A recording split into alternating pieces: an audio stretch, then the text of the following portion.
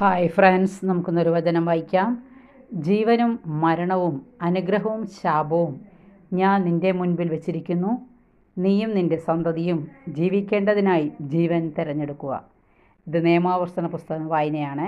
30-ാം അധ്യായം 19-ാം തിരുവചനം. വചനം പറയാൻ നമുക്ക് ശ്രദ്ധിക്കാം. പാപത്തിൻ്റെ കാര്യത്തിൽ പാപം ചെയ്യണമോ വേണ്ടയോ എന്ന് തീരുമാനിക്കുന്നത് ബുദ്ധിയും സ്വാതന്ത്ര്യമുള്ള ഓരോ വ്യക്തിയാണ്. തീരുമാനമെടുക്കാൻ ഓരോ വ്യക്തിക്കും കഴിവുണ്ടെന്ന് ഈ ദൈവവചനം നമ്മെ വ്യക്തമാക്കുന്നു. പർദീസായിൽ നന്മതിന്മയുടെ വൃക്ഷത്തിൽ നിന്ന് ഭക്ഷിക്കണമോ വേണ്ടയോ എന്ന് തീരുമാനിക്കാൻ ആദ്യ മനുഷ്യന് സ്വാതന്ത്ര്യവും കഴിവും ഉണ്ടായിരുന്നു. സാത്താൻ നുണ പറഞ്ഞ് സ്വാതന്ത്ര്യത്തിൻ്റെ ദുരുപയോഗത്തിനായി മനുഷ്യനെ പ്രേരിപ്പിക്കാൻ കഴിയും.